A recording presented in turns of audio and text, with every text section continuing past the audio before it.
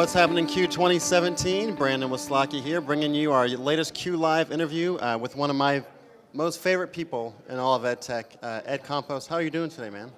I'm doing great, Brandon. Good. We're really glad to have you here. Can you tell us a little bit about yourself, who you are, what you do, and maybe some good stuff like that? So my name's Ed. I teach high school math and computer science in Central California at Orosi High School. And I live in Visalia, Central California. And I've been teaching math for about 12 years. Been a Q member for, I'd say, about 5 years, which has been kind of the most fun teaching years in my career, I think, since I got connected to this network. So it's a fun journey, and I don't see it ending anytime soon. How have you seen it change in the last 5 years that you've become a Q member, that you're now have all these amazing things happening?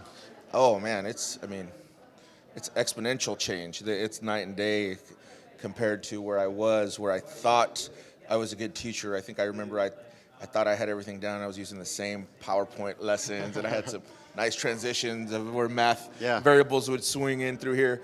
And then just going to Q like the first time, I think just like really blows your mind. And the fact that there are people that are very willing, very generous, very just very creative and risk-taking in education, and so generous to just give stuff up, and which I wasn't used to. And so it's just, it's like you're plugged in, you're better together, you hear all of that stuff, but it's definitely truth. Gotta love the like-minded individuals that are just willing to share. Love that. All right, so the main reason you're here today is to talk about the 360 degrees math that you do, the math classroom. Yeah. Can you tell us first off what that is exactly?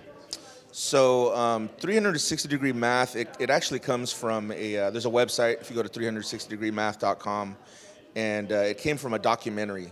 It was a PBS documentary that Queen Latifah hosted, and it talked about this math teacher who became a principal, and then decided that he was going to revolutionize his math classes at his site. So he got his math teachers on board to put individual whiteboards all around for each student. And really the philosophy is that it turns the student into the performer, and where the teacher stands in the middle and he has 360-degree peripheral, can check for understanding. And it's just, it's just been revolutionary and easy to do. And just, I would never go back to teaching in another kind of a classroom, math class environment. I love that setting. You can really see what everyone's done. You don't even need a 360-degree camera.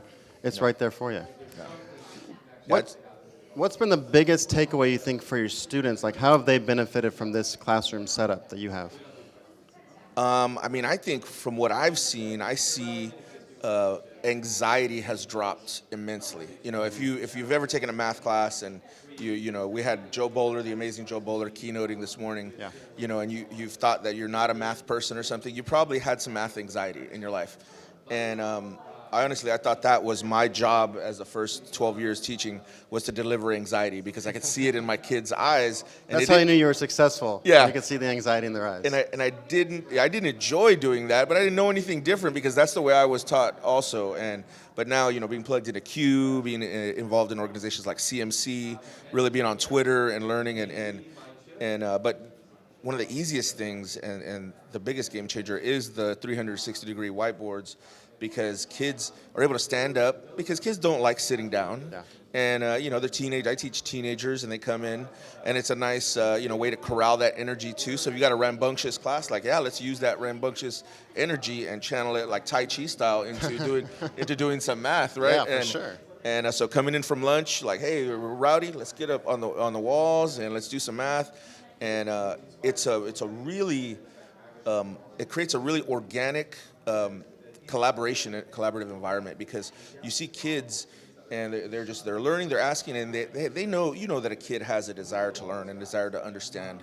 And whereas when they're sitting down, when they're peering over, looking at their partner's work, that's cheating, or it seems more like cheating. But when they're up on the wall, they're like, hey, how'd you get that? And this and that, or they're looking 2 doors over, or they'll walk to the other side of the classroom, and it's really awesome. I don't need any strategies like think, pair, share, or anything like that, because they just do it, and they're interested in patterns, and they try harder.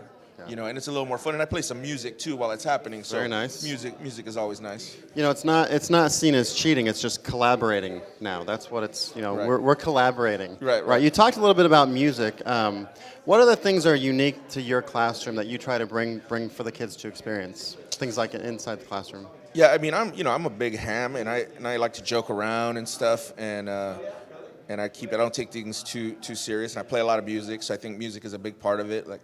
And if we're doing some busy work and some homework, I take some cues from my buddy Matt Vaudry, who I met here, either at Q or on Twitter. I can't remember, but it's kind of all the same now. But he does amazing things with music cues to just really clean up your transitions. And I don't have it as down as a science like Matt does, but I just think it's nice and relaxing and kind of decreases that anxiety also, playing that music. The kids can contribute to the playlist, so they're like, hey, I like that you're playing, Rob Bass and DJ Easy Rock when we're pairing up and it takes two to make a thing go right or something like that. Or I heard that. Or when you have to move to the left, you play Beyonce's to the left, to the left, to keep it fun. They're like, oh, I see why you did that. And I'm like, if I'm going to be at work, we're going to have some fun. I'm going to have fun. You're going to have fun. So we see you working, Mr. Campos. We see what you're doing there. Yeah. One of the things I love seeing your pictures online, and this thing right here, this model you got right here, straight out of Campos. Tell us a little bit about that. Where did it come from? What does it mean? So, I mean, if people know me, they know that I grew up listening to hip hop, and I love hip hop is my favorite music of choice, my favorite genre, and I love I grew up in mid '80s and '90s, and that's like classic, amazing hip hop, and I grew up listening to NWA. So when I was talking to my class after I had went to go watch the opening day movie of Straight Outta Compton. With my childhood buddies, because my childhood buddies called me up, hey, we need to go and watch this movie, because we grew up listening to this like in 5th and 6th grade. And I mean, that movie was really amazing. It's honestly like, I liken it to Goodfellas almost. It's like the most vivid storytelling of taking you to another culture that you don't understand, like Italian mafia or this urban, really gritty, tough environment for people that I didn't understand, but it took us into that world.